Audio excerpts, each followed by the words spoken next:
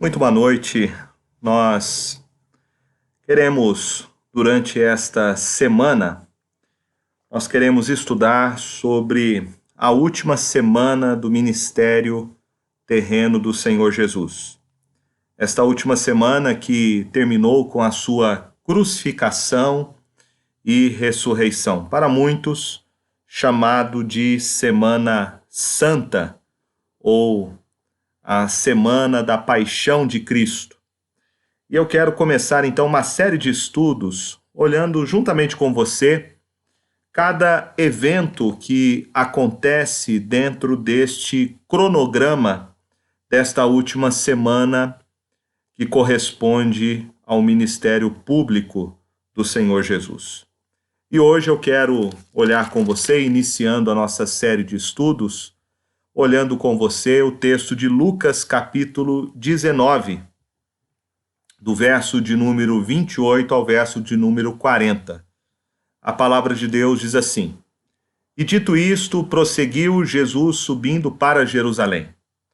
Ora, aconteceu que ao aproximar-se de Betfagé e de Betânia, junto ao Monte das Oliveiras, enviou 2 de seus discípulos, dizendo-lhes: Ide à aldeia fronteira, e ali, ao entrardes, achareis preso um jumentinho que jamais homem algum montou. Soltai-o e trazei-o. Se alguém vos perguntar: Por que soltais? Respondereis: Assim, porque o Senhor precisa dele. E indo os que foram mandados, acharam segundo lhes dissera Jesus. Quando eles estavam soltando o jumentinho, seus donos lhes disseram: Por que o soltais? Responderam: Porque o Senhor precisa dele. Então o trouxeram e, pondo as suas vestes sobre ele, ajudaram Jesus a montar. Indo ele, estendiam no caminho as suas vestes. E quando se aproximava da descida do Monte das Oliveiras, toda a multidão dos discípulos passou jubilosa a louvar a Deus em alta voz por todos os milagres que tinham visto, dizendo: Bendito é o Rei que vem em nome do Senhor. Paz no céu e glória nas maiores alturas. Ora, alguns dos fariseus lhe disseram, em meio à multidão: Mestre, repreende os teus discípulos. Mas ele lhes respondeu: Asseguro-vos que se eles se calarem, as próprias pedras clamarão. Nós temos aqui então esta semana que culmina com a morte e crucificação do Senhor Jesus na sexta-feira. E ele inicia a semana entrando de maneira triunfal na cidade de Jerusalém. O texto nos informa que ele havia saído de Jericó. Jericó que ficava junto ao Mar Morto. E agora ele sobe rumo ao Monte das Oliveiras em Jerusalém. Uma numerosa multidão já parece que o acompanhava. Em Jericó mesmo ele já havia curado o Senhor Jesus 2 cegos, havia se encontrado com Zaqueu, transformado o coração daquele homem que era conhecido em toda a cidade, um cobrador de impostos, e semanas antes ele havia ressuscitado Lázaro e trazido Lázaro à vida novamente. Então, Jesus estava, sem dúvida, já reunindo um grande número de pessoas em torno dele. As pessoas falavam dele, achavam que ele era um profeta. Havia uma grande expectativa messiânica em volta da pessoa do Senhor Jesus. E aqui o texto, então, nos mostra que Jesus entra na cidade de Jerusalém pelo caminho de Betfagé e de Betânia. Cidades essas, que era como se fosse uma vila, muito próximo da cidade de Jerusalém. Betânia mesmo ficava a cerca de 3,5 km desta cidade. E Betânia passou a ser um lugar muito importante, porque Jesus, nós vamos perceber durante essa última semana, ele entra em Jerusalém, depois ele volta para Betânia para ficar na casa de Marta e Maria, as duas irmãs, junto com o seu irmão Lázaro, a quem Jesus havia ressuscitado dos mortos. A cidade de Jerusalém era uma cidade que, nesses dias, estava também cheia de peregrinos. Judeus de toda parte estavam vindo para Jerusalém para celebrar uma das ocasiões mais importantes no calendário judaico, uma das festas mais importantes para o povo hebreu, que era a festa da Páscoa. Ocasião em que eles lembravam daquele fato histórico quando Deus libertou Israel da escravidão do Egito. Havia toda uma cerimônia que deveria ser celebrada pelo povo, como não comer nenhum pão com fermento durante alguns dias antes da celebração da Páscoa, preparar o cordeiro que seria então sacrificado no dia da Páscoa, comer aquele cordeiro assado com pães asmos e ervas amargas. Então a cidade estava cheia de gente. Havia muitas pessoas ali. Nós temos o registro histórico, por exemplo, que relata cerca de 10 anos depois da crucificação de Jesus, que diz que a Páscoa foi celebrada com cerca de 260 mil cordeiros que tinham sido sacrificados. Então é de supormos que havia uma multidão de pessoas, todo o povo judeu vindo de várias cidades para se reunir em Jerusalém para celebrar a Páscoa. Interessante que quando olhamos para esta passagem, nós vamos ver que é a primeira vez e a última vez que Jesus faz uma exibição pública. É a única vez que ele realmente deixa a multidão proclamá-lo como rei. Ele manifesta publicamente nesta aparição, sentado neste potro, neste jumentinho, entrando em Jerusalém de forma triunfal. Por que Jesus faz isso? Porque antes, quando as pessoas queriam declarar Jesus como rei, ele se evadia, ele ia para o monte, como vemos lá em João capítulo 6, após alimentar uma grande multidão com pães e com peixes, e a multidão queria proclamar o rei. Diz o texto que ele foi para o monte orar com o Pai. Porque aqui Jesus sabe que ele está cumprindo uma agenda de Deus. Jesus se deixa ser proclamado como o rei de Israel, porque ele está cumprindo um plano de Deus. Ele está indo para a sua última semana e ele bem sabe disso.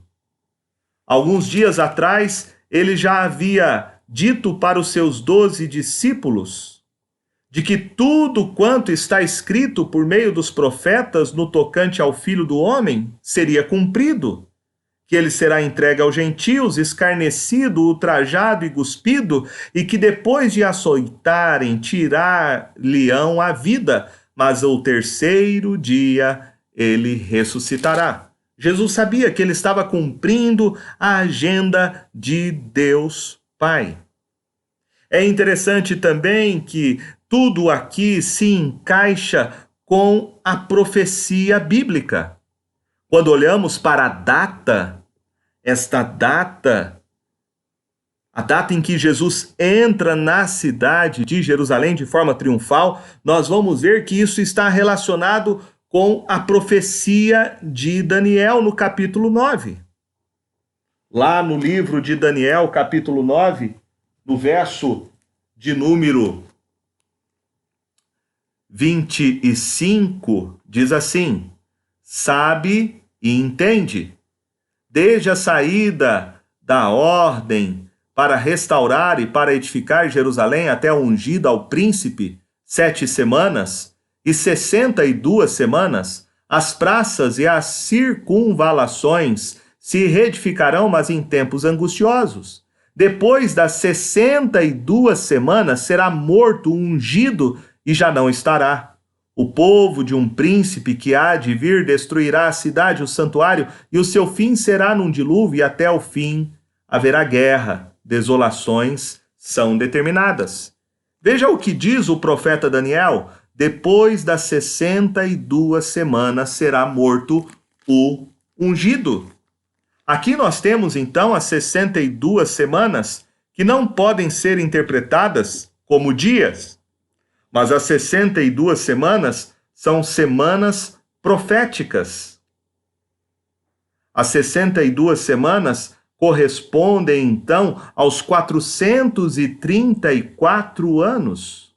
Exatamente nesta data, exatamente no dia em que Jesus entra na cidade de Jerusalém, a sua entrada triunfal. Ele entra exatamente no ano 30 depois do seu nascimento. Portanto, Jesus está cumprindo aqui um calendário profético. Tudo está dentro do cronograma de Deus e tudo acontece dentro do seu próprio plano. A Bíblia vai nos dizer que o Senhor Jesus, em João capítulo 12, e eu quero que você veja esse texto comigo, vai nos traçar uma cronologia dessa semana que eu quero verificar com você. Lá em João capítulo 12, você vai ter o relato no verso de número 1, dizendo assim: 6 dias antes da Páscoa foi Jesus para Betânia, onde estava Lázaro, a quem ele ressuscitara dentre os mortos. Veja só o que o texto diz. 6 dias antes da Páscoa. Isso então significa que Jesus estava na casa de Marta, Maria e Lázaro 6 dias antes. 6 dias antes. Ali ele é ungido por Maria, antecipando aquilo que iria acontecer com ele na sua crucificação. O texto diz 6 dias antes, um sábado. Jesus está aqui no sábado, na casa de Marta, de Maria e de Lázaro. E o texto diz então, no verso 9, soube numerosa multidão dos judeus que Jesus estava ali. E lá foram não só por causa dele, mas também para verem Lázaro, a quem ele ressuscitara dentre os mortos. Eu não creio que aquela multidão foi no mesmo dia. Não foi no sábado. Eu creio que aquela multidão tenha ido no domingo. Sim, no domingo. No domingo, aquela multidão foi ver Lázaro, que havia sido ressuscitado por Jesus. Eles sabiam que Jesus estava ali. E toda aquela multidão, então, foi até o encontro dele. Inclusive, estavam os principais sacerdotes que pensavam em matar também a Lázaro, porque muitos dos judeus, por causa dele, voltaram crendo em Jesus. Eu não creio que isso aconteceu no sábado. No sábado foi a unção de Jesus. Logo depois, no domingo, aquela grande multidão, então, veio ao encontro dele ali em Betânia. Você deve estar pensando, então você está dizendo que a entrada triunfal de Jesus, o que é celebrado como a festa dos ramos, das palmas, não aconteceu no domingo? Isso mesmo. Eu estou dizendo para você que dentro dessa cronologia, Jesus teve a sua entrada triunfal, foi na segunda-feira. Foi na segunda-feira. E isso elimina um grande problema que nós teríamos, porque se nós disséssemos que Jesus entrou, teve a sua entrada triunfal em Jerusalém no domingo, nós íamos ter um dia vago. Nós íamos ter um dia em branco, e esse dia seria a quarta-feira. E eu acredito que nesta última semana, a semana mais importante, a semana principal, que é a semana em que Jesus vai ser crucificado, nenhum dos dias ficou sem ter um evento. Nenhum dos dias ficou em branco. Então eu quero olhar para você, para essa cronologia, ao invés de nós entendermos que foi no domingo, entendermos que foi na segunda-feira. Jesus entrou na segunda-feira. A entrada triunfal dele foi na segunda-feira. Ele entra na segunda-feira e assim nós resolvemos o problema da quarta-feira em branco. O cordeiro era na segunda-feira, tinha que ser selecionado. Esse é um grande outro argumento que nós encontramos. Se você olhar para a orientação que Deus dá ao povo de como deve celebrar a Páscoa, você vai ver que no 10º dia do primeiro mês, eles tinham que separar o cordeiro. Sim, aquele cordeirinho que eles criavam já há alguns anos, eles tinham que pegar aquele cordeirinho, e aquele cordeirinho deveria ser morto no 14º dia. Isso se encaixa perfeitamente com a cronologia da profecia de Daniel, 62 semanas. Nós temos aqui então o cumprimento profético dos 483 anos depois da profecia de Daniel, onde o Senhor Jesus então está sendo ali separado como cordeiro para o 14º dia, ele ser morto na sexta-feira, ele ser crucificado. Então nós temos aqui a entrada triunfal de Jesus na segunda-feira. Na terça-feira, o Senhor Jesus volta para Betânia. Ele volta para Betânia na segunda-feira. Ele dorme lá e quando ele volta, ele amaldiçoa aquela figueira que tinha folhas, mas não tinha frutos. E Jesus então vai ao templo na terça-feira, e na terça-feira ele limpa o templo, e vamos ver isso amanhã. Ele limpa o templo porque a casa de Deus, que deveria ser uma casa de oração, tinha se transformado num covil de salteadores. De novo, ele volta então para Betânia. E agora você vai ter a quarta-feira. Na quarta-feira, Jesus volta a Jerusalém e agora ele vai fazer o seu discurso no Monte das Oliveiras. O seu grande discurso, o seu sermão profético, registrado em Mateus capítulo 24. Ele prevê ali também a sua crucificação, que vai acontecer em 2 dias, na Páscoa. Judas, então, já começa a planejar a traição de Jesus. E você tem, então, um relato do que acontece na quarta-feira. Na quinta-feira, você vai ter Jesus, então, agora comendo a refeição junto com os seus discípulos e estabelecendo ali o sinal da nova aliança com o partir do pão e do cálice. Ele faz o seu discurso final, ele lava os pés dos seus discípulos e ele vai, então, para o jardim do Getsêmani à noite, orar juntamente com seus discípulos até o momento, então, que Judas vem e entrega Jesus. E na sexta-feira você vai ter, então, ele sendo preso, julgado, crucificado e sepultado. No sábado você tem Jesus, então,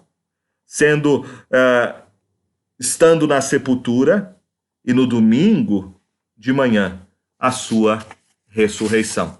Essa é a cronologia que eu quero seguir com você durante essa semana, para nós entendermos os eventos que antecederam e culminaram na crucificação e na ressurreição do Senhor Jesus. Então olhemos mais para o texto de hoje, que é o texto da entrada triunfal de Jesus em Jerusalém. Volto a dizer, foi numa segunda-feira. Nós temos aqui algumas características da sua entrada triunfal. Primeiro de tudo, o que nós podemos ver é o conhecimento que Jesus tem de tudo aquilo que era necessário.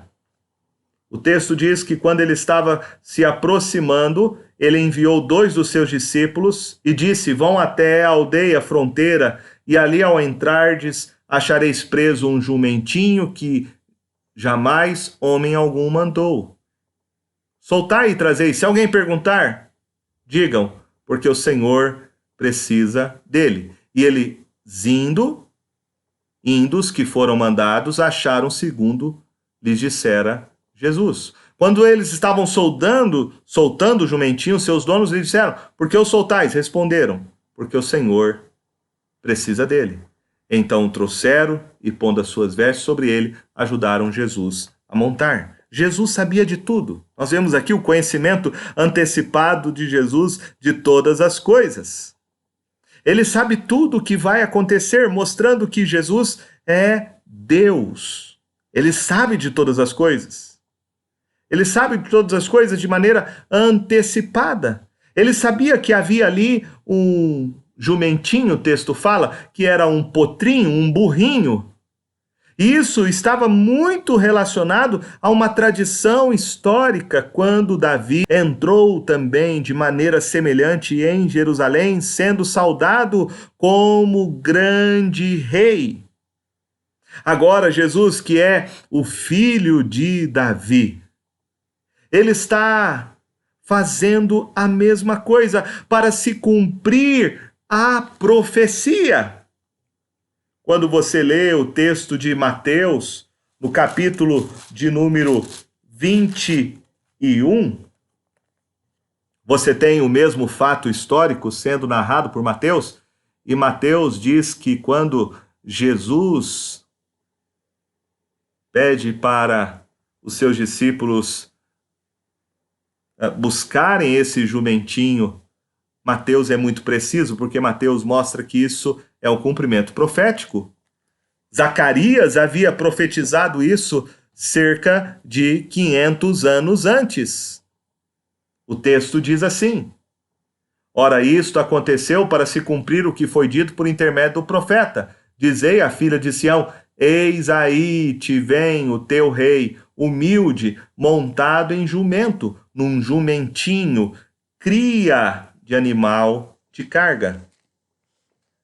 Jesus está cumprindo de maneira precisa a Escritura. Tudo está relacionado ao cumprimento profético.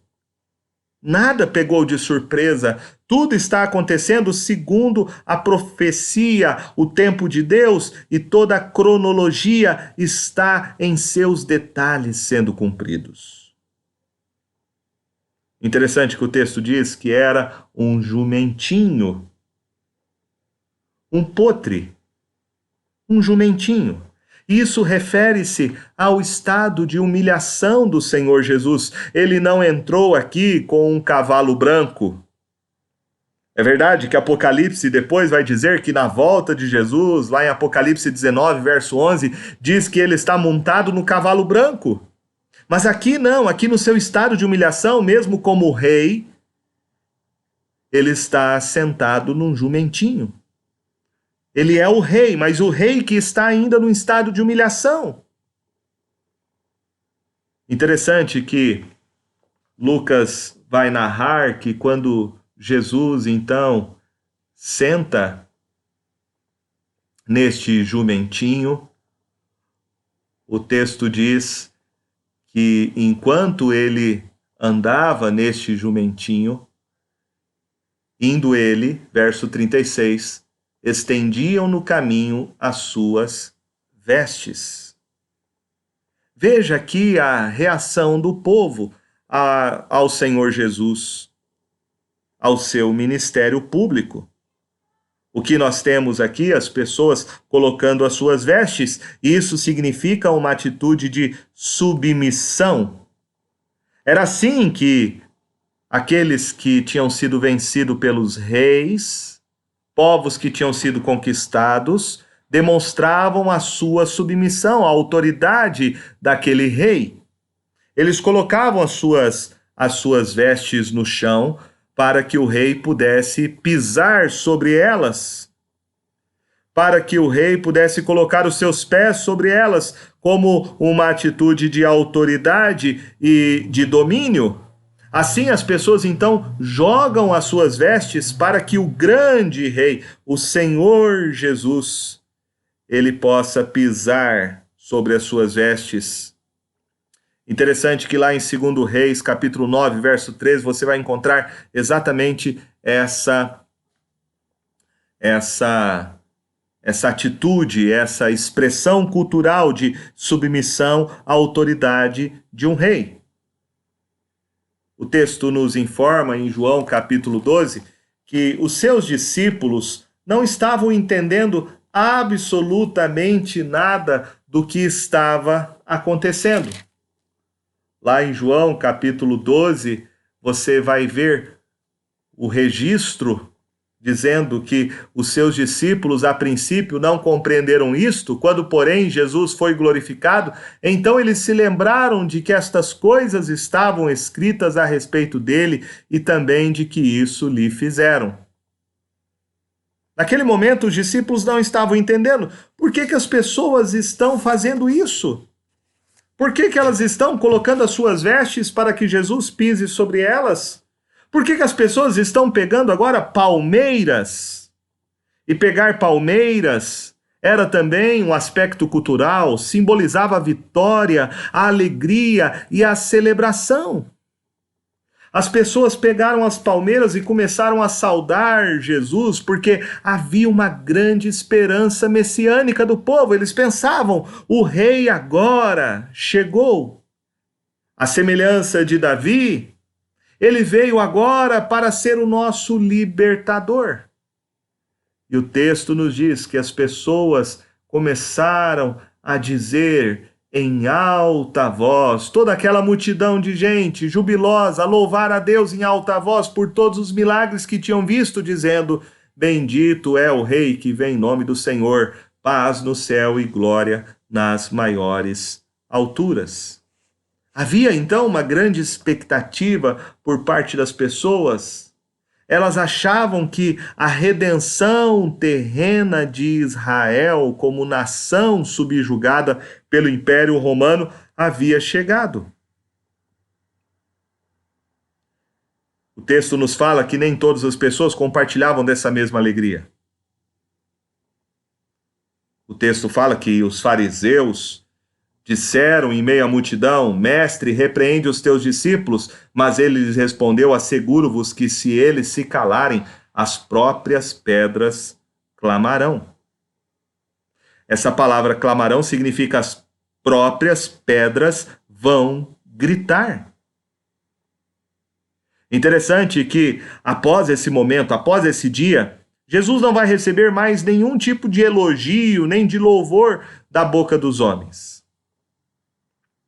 Porque o que havia no coração daquele povo era apenas uma expectativa terrena a respeito do que Jesus poderia fazer por eles. E o Senhor Jesus sabia muito bem disso, porque logo em seguida, no verso 41, diz, quando ia chegando, vendo a cidade, chorou e disse, ah, se conheceras por ti mesmo ainda hoje o que é devido à paz, mas isto está agora oculto aos teus olhos.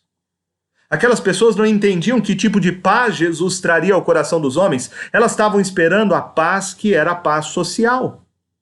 A paz para eles era a libertação do cativeiro de Roma. Era esse tipo de paz que eles estavam pensando. Quem sabe chegou agora o momento de nós voltarmos a ser uma grande nação, como foi nos dias de Davi. Aí está o nosso libertador, aí está o nosso Messias, é ele. Havia uma compreensão errada a respeito do que Jesus veio fazer. E por isso, Jesus diz que aquelas pessoas não entendiam que tipo de paz, que tipo de reino ele vinha trazer aos homens. E ele diz o verso 43, pois sobre ti virão dias em que os teus inimigos te cercarão de trincheiras e por todos os lados te apertarão o cerco e te arrastarão os teus filhos dentro de ti, não deixarão em ti pedra sobre pedra, porque não reconheceste a oportunidade da tua visitação. Jesus chorou neste dia. E quando o texto bíblico diz que Jesus chorou, a palavra chorar usada na Escritura significa que ele agonizou ao ponto dele soluçar. Porque ele estava vendo que as pessoas não haviam entendido o que ele veio fazer. Que obra ele veio realizar? Havia apenas uma expectativa humana, terrena, a respeito de Jesus. O seu povo não havia entendido que tipo de salvação e libertação ele vinha trazer aos seus corações. Por isso, João, no capítulo 1, no verso 11, diz: veio para o que era seu, e os seus não o receberam. Por isso, Jesus diz que a ira de Deus viria sobre eles, e de fato veio anos depois, quando o Império Romano invadiu e, com uma revolta dos judeus, trouxe morte, dor e muita tribulação sobre eles. Eu quero terminar esta meditação com você, dizendo primeira coisa para você, que este dia triunfal da entrada de Jesus nos ensina primeiro que ele é o rei, mas ele é um rei não como os reis da terra, não como os imperadores da sua época, montados no seu cavalo branco e conquistando nações e povos. Ele é o rei que veio dar a sua vida por nós. Ele é o rei que veio sofrer por nós. Como diz o profeta Isaías, no capítulo 53, ele veio para ser uma ovelha que vai ser morto na sexta-feira, que vai oferecer a si mesmo para a nossa redenção e para a nossa verdadeira libertação. E esta é a vitória que Cristo veio trazer para nós. As expectativas messiânicas na época de Jesus eram expectativas humanas, carnais, e nós precisamos entender o que Jesus veio fazer. Ele veio nos dar a paz, mas a paz é a reconciliação com Deus. A paz é reconciliar homens que estão distantes, homens que são rebeldes, homens que estão mortos nos seus delitos e pecados, e agora esses homens serem reconciliados com Deus pela sua morte e pela sua ressurreição. É esta paz que Jesus veio trazer, e não uma paz circunstancial. Não uma paz que está relacionada à ausência de guerras, à ausência de conflitos entre povos e nações. Não. Jesus veio para ser um rei sofredor. E ao vencer os nossos inimigos, que é o diabo, que é a própria morte e o mundo, ele nos dá esta paz. Qual deve ser a nossa atitude? Deve ser de submissão a ele. Nós devemos entender que não existe nenhum outro rei e nenhum outro salvador senão o Senhor Jesus, e devemos adorá-lo pela razão certa, pela motivação certa. Reconhecer quem ele é. O Rei dos Reis, o Senhor dos Senhores. Que esta seja a sua celebração de Páscoa. Que esta seja a sua razão de comemorar a Páscoa. Que você comemore a Páscoa, que é Cristo Jesus, que é o que ele veio fazer por nós. E que você possa se render a ele em total adoração e submissão, entregando sua vida a ele, confessando que o único Salvador e Senhor da sua vida é Cristo Jesus. Que Deus assim nos abençoe e que esta seja a sua celebração de Páscoa nesta semana.